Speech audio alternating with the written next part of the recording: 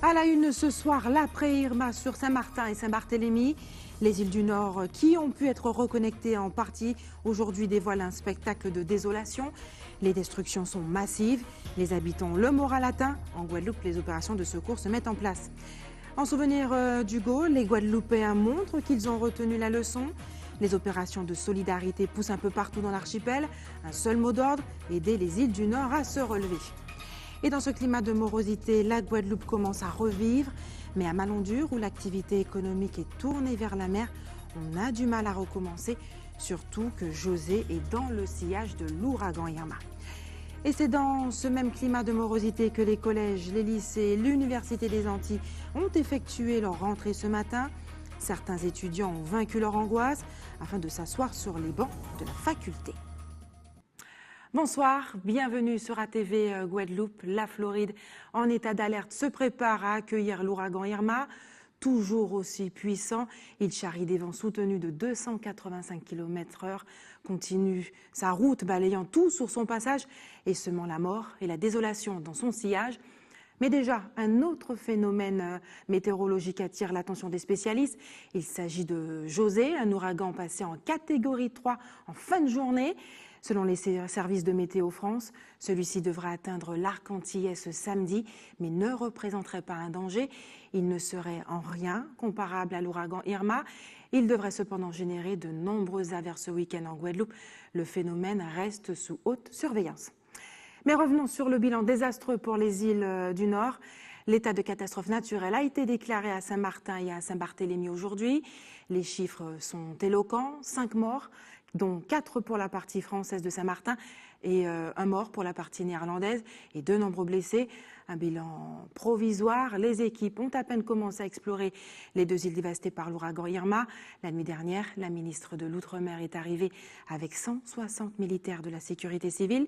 Tous sont partis au petit matin pour Saint-Martin et Saint-Barthélemy. Retour sur cette semaine hors du commun. Le récit est signé Linda Kayarzi. D'une intensité sans précédent sur l'Atlantique, l'ouragan Irma s'est abattu mercredi sur les îles du Nord. Un ouragan dévastateur, les vents soufflaient à plus de 280 km/h. Une intensité phénoménale auquel les habitants confinés doivent faire face pendant plus de 10 heures impuissants. Liaisons téléphoniques, électricité coupée, ils sont seuls au monde. Plus au sud, la Guadeloupe ne subit que les vents d'Irma qu'à sa périphérie. L'ouragan s'éloigne et le niveau d'alerte cyclonique redescend de rouge à orange. Dans les heures qui suivent, Irma de classe 5 s'éloigne des îles du Nord. Sur les réseaux sociaux, les photos et vidéos dévoilent l'ampleur des dégâts sur les 2 îles. Des voitures renversées, des rues inondées, des toitures arrachées. Un spectacle de désolation. Face à l'ampleur des dégâts, le président de la République Emmanuel Macron parle d'un bilan lourd et cruel. La ministre des Outre-mer Annick Girardin s'envole pour la Guadeloupe avec des renforts humains et matériels. Le bilan provisoire fait état de 4 morts confirmés en partie française et 1 mort en partie hollandaise.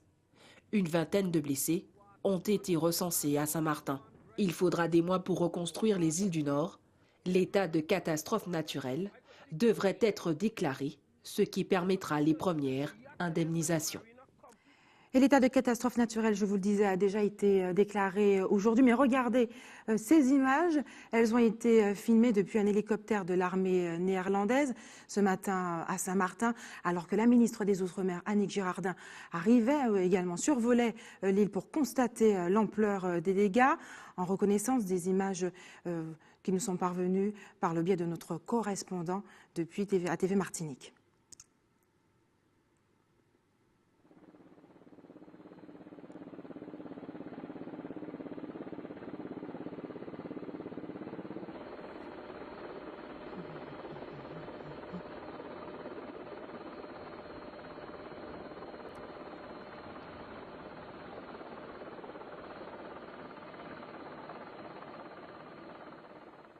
Et les secours, le Secours catholique, la Croix-Rouge, le Coreca, les bénévoles, Une importante chaîne de solidarité est en train de se mettre en place pour venir en aide aux sinistrés de Saint-Martin et de Saint-Barthélemy. Le point avec tous ces acteurs de la solidarité et toutes les initiatives qui s'enclenchent et le rôle de la Guadeloupe comme hub logistique avec Isabelle Hameau et Linda Kayarzi. Des médecins, infirmiers et étudiants en médecine mobilisés et solidaires suite au passage d'Irma dans les îles du Nord. Ce collectif de professionnels de la santé a lancé un appel aux dons. La collecte a débuté ce matin. La collecte, principalement à boire, à manger. On ne peut pas manquer d'eau. Donc l'objectif, c'est qu'on puisse envoyer le maximum d'eau pour la population des îles du Nord. On ne s'arrête pas à Saint-Martin, on parle bien des îles du Nord. C'est une collecte qui va être dispatchée sur Saint-Martin, sur Saint-Barthélemy et éventuellement sur Anguilla si on a la possibilité de le faire. C'est aussi récupérer des vêtements. Ils ont tout perdu. Récupérer des vêtements, des denrées alimentaires non périssables qui puissent se nourrir. Les magasins ont été pillés hier. Mais c'est surtout pour nous, professionnels de santé, arriver avec des dispositifs médicaux, des pansements, de l'alcool, des désinfectants cutanés, des désinfections de friction, tout cela pour qu'on puisse commencer à faire les premiers gestes de secours en toute sécurité et bien évidemment rapatrier ceux qui ont besoin d'être rapatriés au CHU qui s'est déjà très bien organisé à ce niveau-là et éventuellement permettre à certaines personnes de toujours pouvoir rester à leur domicile si bien évidemment, domicile, il y a toujours, et avoir des soins.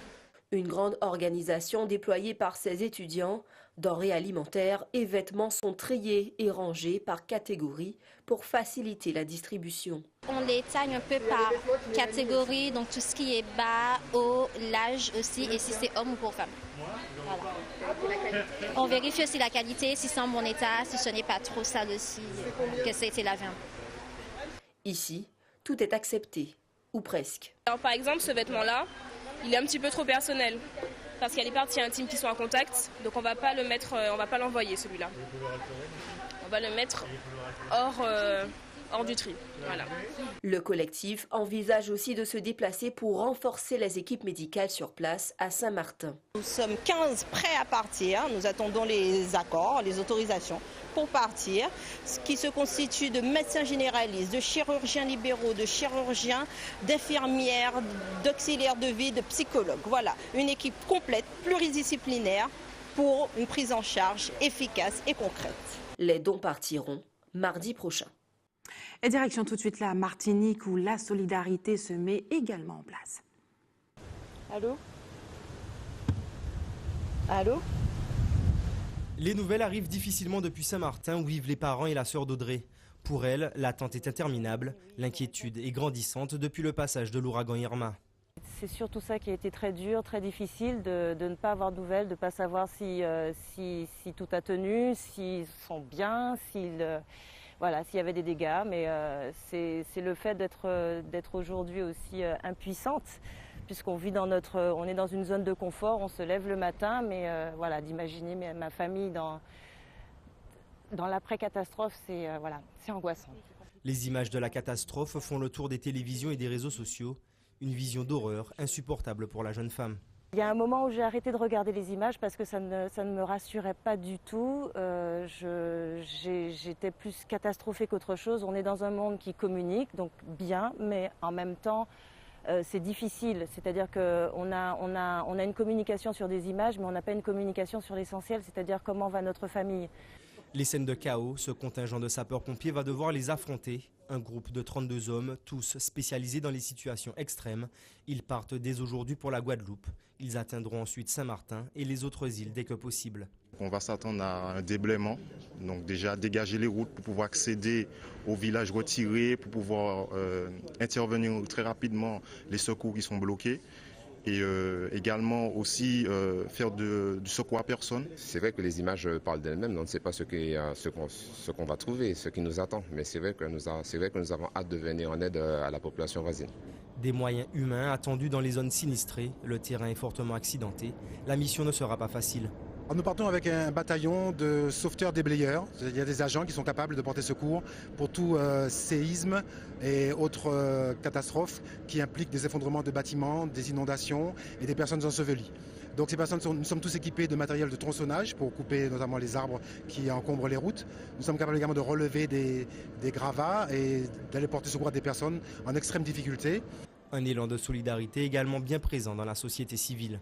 Quelle que soit la manière, de toute façon, je serai obligé de contribuer, aucun problème. Je vais peut-être participer parce que déjà, il faut aider son prochain. Donc moi, je vais bien participer dès qu'il y aura ça. Et j'espère aussi qu'au niveau du gouvernement, il faut aider aussi cette petite île. Oui, je pense participer parce qu'on ne sait jamais si nous aussi, on peut avoir un problème, un petit souci un jour. D'autres services et entreprises martiniquaises s'organisent pour acheminer du matériel vers les îles du Nord. Cet après-midi, 2 navires sont partis en direction de Saint-Martin avec plusieurs tonnes d'eau potable. Et pour aller plus loin concernant l'aide logistique qui sera apportée aux 2 îles, le chargé territorial d'EDF Archipel est avec nous ce soir pour en parler. Raphaël Cipolin, bonsoir. Bonsoir. Merci d'avoir accepté notre invitation ce soir. Alors, on sait que les équipes viennent d'arriver, les pompiers en tout cas de la sécurité civile viennent d'arriver pour évaluer l'ampleur des dégâts avec la ministre Annick Girardin. Mais avez-vous une estimation des dégâts occasionnés sur le réseau électrique ? Alors nous, on va être exactement dans la même situation que les pompiers qui vont devoir évaluer les dégâts. Ça, c'est la première phase de ce que nous allons avoir à faire. Et c'est une phase qui est primordiale pour pouvoir ensuite avancer rapidement sur les opérations qui vont venir derrière.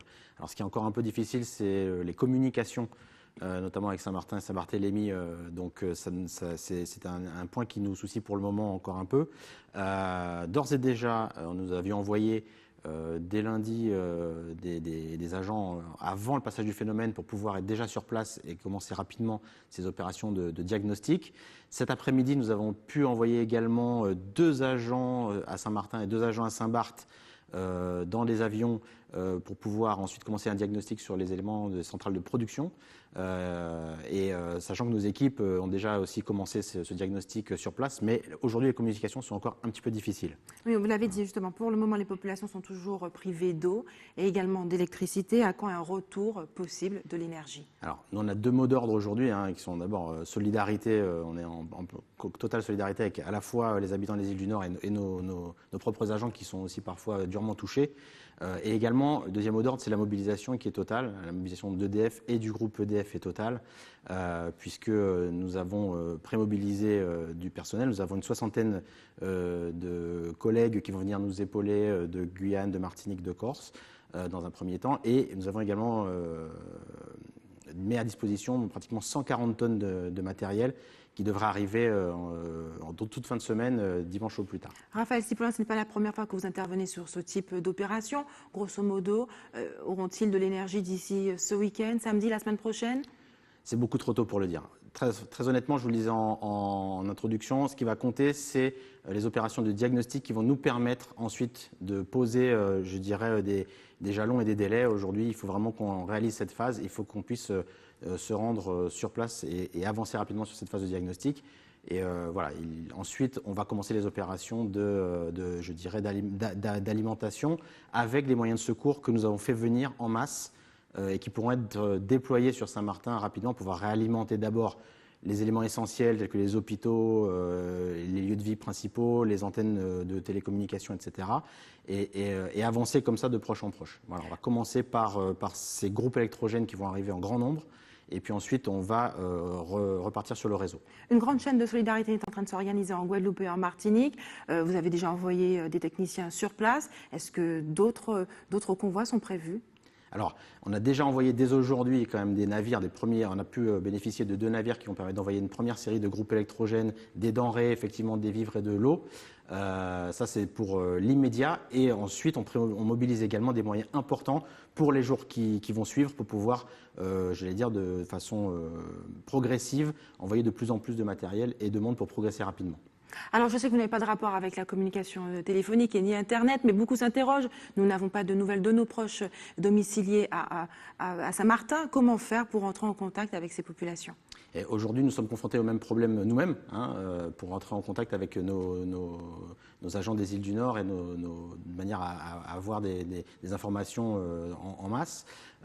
Et donc, ce qui va compter dans les premiers jours, c'est de réalimenter les moyens de télécommunication. C'est pour ça qu'on va dépêcher rapidement sur place un grand nombre de groupes électrogènes, mais il faut pouvoir les acheminer jusqu'à Saint-Martin. Et maintenant que les conditions météo sont meilleures, ça va être possible. Raphaël Cipolla, merci d'avoir accepté de répondre à nos questions ce soir. De nombreux appels à la solidarité ont été lancés en Guadeloupe parce que les Guadeloupéens sont prêts à répondre justement à cet appel en faveur de Saint-Martin, de Saint-Barthélemy. Isabelle Hameau et Linda Kayarsi sont allés à leur rencontre, leur poser la question. On écoute leurs commentaires. Ah oui, tout à fait. Parce que ça me rappelle Hugo, où il y avait aussi cette solidarité venant de partout pour nous aider. Donc il faut rendre l'appareil. Je suis au retour tout à l'heure. Vous allez prendre quoi par exemple? Ah, je ne sais pas, je vais le voir. Je vais mettre quelque chose de toute façon. En tout cas, c'est important pour vous de participer. Oui, c'est important. C'est humain, oui. Pourquoi c'est important? Ah, parce que ce sont les humains comme nous, il faut les aider parce que ce n'est pas demain pour nous. Hein. Je vais acheter de l'eau, du riz, enfin, il suffit d'organiser, on attend le feu vert pour qu'on puisse participer. Oui, il faut toujours être solidaire. Hein, Alors qu'avez-vous l'intention de faire, par exemple, pour montrer votre solidarité? On va acheter du riz, des conserves pour envoyer pour eux. Oui, je pense que c'est bien. Pourquoi c'est important? Pourquoi c'est bien? Le fait que là, en ce moment, ils sont vraiment en difficulté, donc ils ont vraiment besoin d'aide. Parce que si c'est arrivé ici, c'est sûr que l'un faut aider l'autre, comme on dit. Quand c'est arrivé en 1989, je pense qu'ils étaient solidaires pour nous, alors il faut qu'on le soit pour eux. Je ne sais pas, je ne peux pas vous répondre là-dessus parce qu'il y a ceux qui sont très solidaires, il y a ceux qui ne sont pas trop, c'est à partager, c'est ça le problème. Par exemple pour vous? Dès que je peux, je fais le geste, dès que je ne peux pas, je dis je ne peux pas. Si je peux, je dis pourquoi pas. Oui. Pourquoi? On est tous passés par là. Moi je dis qu'il faut tous les aider. On aurait pu être dans cette situation-là, donc moi je dis que oui, il faut bien les aider. Et la Guadeloupe commence à revivre, mais à Malendure, où l'activité économique est tournée vers la mer, on a du mal à recommencer, surtout que José est dans le sillage de l'ouragan Irma. Reportage Nathalie Dinan, Moïse Dexter, Patrick Curie. Le site de Malendure, un des plus visités par les touristes, est désert. Les activités autour de la réserve Cousteau sont à l'arrêt. L'espace menacé par une forte houle engendrée par Irma a été fermé au public dès mardi. Vu les dégâts post-cyclone, donc on voit un petit peu, ça réduit les possibilités, ça réduit les activités, parce que ici principalement ce sont les activités nautiques. Donc voilà, les activités sont limitées, donc je ne pense pas qu'on va pouvoir sortir en mer. Donc les bateaux ne sont plus là, les prestataires, les commerces sont fermés. Les professionnels s'étaient préparés au déferlement des vagues provoquées par l'ouragan. Encore en vigilance pour mer forte, certains s'occupent autrement. On avait barricadé les portes, les kayaks sont restés bien en place. Il y a eu très peu de vent quand même, on s'attendait à bien pire. Bon, la plage s'est raccourcie, il y a une petite houle, mais rien de méchant. C'est les lois de la nature, donc voilà, on va réparer du petit matériel, des petites choses, et puis voilà, attendre de meilleurs jours. En prévision et compte tenu de l'intensité de l'ouragan annoncé, le maire avait prévu des mesures de précaution. Des mesures qui seront maintenues jusqu'en fin de semaine. Un autre phénomène devrait nous concerner d'ici samedi. On a commencé par enlever un ponton ludique que nous avons sous la plage de Petit-Anse. Et puis surtout, nous avons enlevé une partie du plancher du ponton de Malendure, avec l'aide des socioprofessionnels d'ailleurs, que j'en profite pour remercier, de manière à éviter qu'il y ait trop de pression sur les éléments et de manière à ce que ça se détériore. Donc effectivement, en prévision de José qui arrive ce week-end, peut-être qu'on ne va pas les remettre d'ici là, mais probablement la semaine prochaine on les remettra. Les professionnels de la plongée, du kayak et autres devront patienter jusqu'à lundi avant de reprendre leur cours après le passage de José. Et restez avec nous sur ATV Guadeloupe dans quelques minutes, jour de rentrée pour les étudiants de l'Université des Antilles et puis les 1500 élèves du lycée des droits de l'homme de Petit-Bourg ont également regagné les salles de cours aujourd'hui. Située pour sa partie essentielle dans une zone difficile, l'Université des Antilles a fait sa rentrée ce matin. Bourse, logement, choix des filières, ouragan Irma, de nombreux centres d'intérêt occupent les esprits des étudiants. Reportage Linda Kayarsi, Isabelle Hameau. Début timide à l'université pour Laura. Aujourd'hui, elle a fait sa pré-rentrée, une première pour cette jeune Martiniquaise, tout juste sortie des bancs du lycée. Aujourd'hui, on nous a dit à peu près comment ça se passait, donc ça va mieux, mais j'étais un peu stressée. Donc voilà.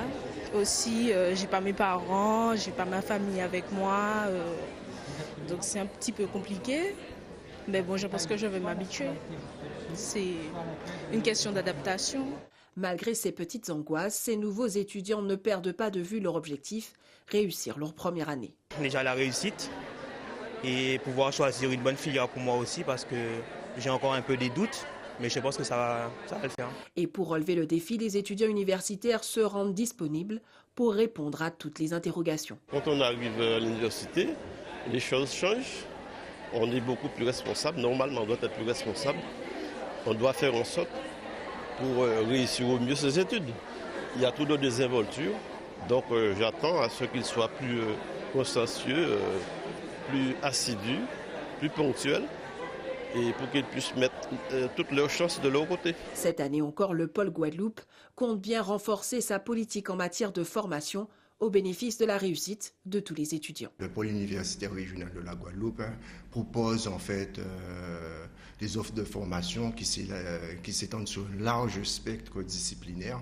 Donc ça va des sciences humaines et littéraires, en passant par les sciences exactes et dures, STAPS, sans oublier, bien entendu, la formation continue qui dispense des formations professionnalisantes. Demain, ce sera au tour des nouveaux étudiants du camp Jacob de faire leur rentrée.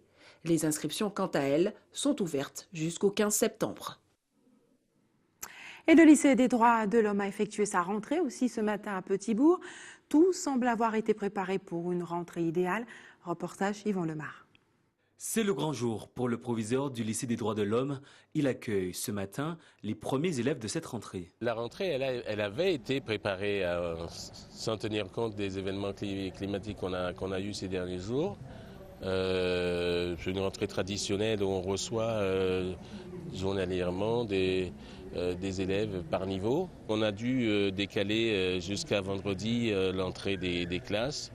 Mais dans l'organisation, on a juste reporté l'organisation qu'on avait prévue et les secondes qui devaient normalement rentrer mercredi rentreront vendredi. Mais dans l'ensemble, ça ne va rien modifier ni sur la semaine d'après, ni sur les autres semaines. Cette année, le lycée aura 52 classes pour 138 professeurs. Un planning précis a été mis en place. Vous avez lors de la rentrée où on accueille les élèves, l'ensemble des professeurs principaux, mais vous avez aussi des professeurs de la classe qui accompagnent ces professeurs pour encadrer les élèves. C'est le premier accueil, mais qui dure, on va dire, 30 à 40 minutes. Et puis vous avez derrière toute la partie administrative parce qu'il faut quand même préparer les listes. Vous avez les adjoints qui préparent déjà toutes les réunions qu'on a cette semaine et qui revoient un peu le calendrier compte tenu des événements que nous avons connus ces derniers jours. En plus de cette rentrée, une semaine d'intégration a été prévue. On ne démarre pas sur les emplois du temps définitifs avec le volume global qu'on a par semaine pour l'ensemble des élèves. On a adapté un certain nombre d'interventions. On a fait en sorte que les professeurs puissent, pendant cette semaine, prendre le temps de connaître les élèves, de leur parler du programme, de prendre en compte leurs réalités, leurs problématiques, leurs difficultés, et leur donner des éléments qui leur permettant sur l'année de mieux organiser leur travail. Et puis, après, la semaine après, on retrouvera un emploi du temps définitif où là, fort de tous ces conseils, les élèves vont pouvoir passer une année scolaire tranquille. La rentrée des élèves se fera jusqu'à demain. Au total, près de 1500 élèves seront accueillis cette année. Et en Guyane, la rentrée des écoliers et des collégiens avait lieu aujourd'hui. Une rentrée marquée par la diminution des contrats aidés. 36 postes n'ont pas été renouvelés à Saint-Laurent-du-Maroni. Reportage Jonathan Lariot. La rentrée scolaire paraît tôt de leurs parents. Les enfants pressent. Après le report de la rentrée initialement prévue lundi, le début des classes est bien accueilli. Les enfants, ils ne peuvent pas. Et après, ils se sont dit, il y a l'école. Waouh, c'est bien pour nous à l'école. Mais sous la réalité de l'établissement, ici 3 employés manquent à la contrat aidé supprimé par le gouvernement. J'ai une dizaine de contrats aidés ne sont pas renouvelés, on va se retrouver personnel. Dans l'école, les ATSEM, que les agents d'entretien sonnent, ça à l'école de bien fonctionner. En grande partie, le monde associatif est aussi très touché. Les officiers de l'aide d'ATSEM, des agents aujourd'hui, un soutien indispensable. En petite section, de travailler sans son rôle, il est primordial. Elle permet de nous, il se passe le maternel, on dit on voit lance surtout l'ATSEM, voilà c'est ça. Pour la mère, à ce moment familial, c'est avec inquiétude que les parents se séparent de leurs petits. Un peu inquiète. Sans ces personnes-là, ça sera très très difficile. Ils n'ont pas d'aide. Ça pourra avoir des retards pour les élèves sans aucune aide. Ils ne pourront pas s'occuper de tous ces élèves. On subit tous les problèmes les uns derrière les autres. Tout est fait pour que la croissance se développe, mais les moyens ne suivent pas. 36, c'est le nombre de postes en moins sur lesquels la commune de Saint-Laurent ne pourra pas compter pour cette rentrée. ATSEM, agents d'entretien ou encore les agents de la circulation qui assurent la sécurité à la sortie des écoles. Sans autre choix possible, le maire annonce une rentrée dégradée. À 2 semaines de la rentrée, nous avons été mis au pied du mur, sachant que les contrats aidés ne seront pas reconduits. Donc il a fallu réorganiser tout le service. Par exemple, cette école, l'Ampolus, on a ouvert, il y a 3 contrats aidés en moins, ce qui fait qu'on est amené à avoir une ATSEM pour 2 classes. Ça ne va pas se voir tout de suite, mais au fil du temps, c'est-à-dire tout au long de l'année, avec les contrats que nous allons perdre, ça va s'empirer. Une rentrée scolaire compliquée pour les écoles élémentaires. Les collèges ont eux aussi recommencé les cours aujourd'hui. Reste celle des lycées qui devrait avoir lieu lundi.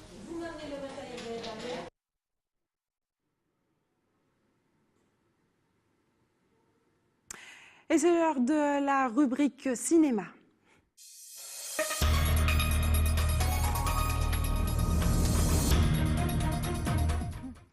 Ôtez-moi d'un doute, c'est le nom du dernier film de la réalisatrice Karine Tardieu, actuellement au cinéma aux Abîmes. On regarde tout de suite un court extrait. Les analyses que nous avons effectuées révèlent que vous n'avez aucun gène commun avec Bastien Gourmelon. Je n'ai aucun gène commun avec mon père. Bastien Gourmelon n'est pas votre père biologique. Je suis désolé. Tu comptes en parler à papy? T'es pas curieux de savoir qui est ton père? J'en ai déjà un, ça me suffit. Eh ben, quand je pense comment tu m'as fait chier pour que je retrouve le sien. T'as un rencard. Bonsoir. C'est quoi ton métier? Moi, je suis démineur. Démineur de quoi? Démineur de bombes. De bombes. Monsieur Gourmelon, j'ai identifié et localisé votre papa. Je peux vous aider? Vous auriez rencontré ma mère le 23 juin 1970.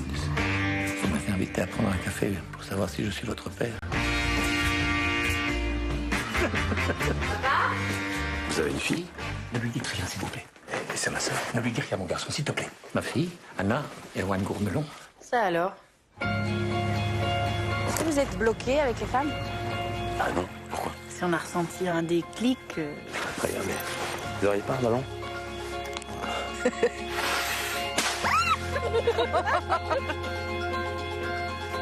Qu'est-ce qu'on est en train de faire là? Ben, on fait ce qui se fait quand un homme emmène une femme dîner au restaurant. La base, quoi, on fait la base. Je suis désolé. C'est important pour un enfant de savoir qui est son père. Je sens qu'il y a quelque chose entre nous. Tous ses défauts, il les a hérités de sa mère. Et de toi? Il a hérité quoi de toi?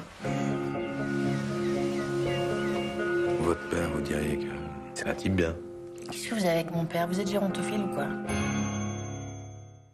Et c'est l'heure des informations pratiques. Maintenant, de nombreux points de collecte sont organisés un peu partout dans l'archipel. La ville de Basse-Terre a d'ores et déjà lancé sa collecte de dons aujourd'hui, et ce jusqu'au 15 septembre. Veuillez vous rapprocher de la collectivité, de la mairie. La commune aussi, la ville des Abîmes organise une collecte de dons à partir d'aujourd'hui au stade des Abîmes. Une priorité est donnée à l'eau et aux denrées alimentaires, puis suivront les vêtements, ainsi que la ville de Capesterre-Belle-Eau, cette fois à l'Office municipal des sports et de la culture de la ville, une priorité aussi à l'eau. Et puis Pôle emploi, un numéro dédié pour les demandeurs d'emploi de Saint-Martin et de Saint-Barthélemy, afin de répondre à toutes les problématiques liées au volet indemnisation, a été mis en place par Pôle emploi. L'équipe de l'établissement français du sang vous donne rendez-vous demain au Carrefour Market de la ville de Lamentin de 8h30 à 13h. Et enfin, si vous avez des informations à nous communiquer, n'hésitez pas à nous appeler au 71 2 fois. Et voilà, c'est la fin de notre édition locale et régionale. Mais avant de se quitter, je vous rappelle les principaux titres de ce jeudi 7 septembre. Ce soir, numéro non pas spécial, mais une grande séquence consacrée à l'après-Irma sur Saint-Martin et Saint-Barthélemy. Les îles du Nord qui ont pu être reconnectées en partie aujourd'hui ont dévoilé un spectacle de désolation. Les destructions sont massives et les habitants ont le moral atteint. Et en Guadeloupe, les opérations de secours se mettent en place en souvenir d'Hugo, nous l'avons vu. Les Guadeloupéens montrent qu'ils ont retenu la leçon. Les opérations de solidarité poussent un peu partout dans l'archipel avec un seul mot d'ordre, aider les îles du Nord à se relever. Et dans ce climat de morosité, la Guadeloupe commence à revivre, mais à Malendure où l'activité économique est tournée vers la mer, on a du mal à recommencer, surtout que l'ouragan José est passé en catégorie 3 en fin de journée et dans le sillage d'Irma. Et puis les collèges, les lycées, l'université des Antilles ont effectué leur rentrée ce matin. Certains étudiants ont vaincu leur angoisse pour s'asseoir sur les bancs de la faculté. Merci d'avoir choisi ATV Guadeloupe. Je vous souhaite une excellente soirée.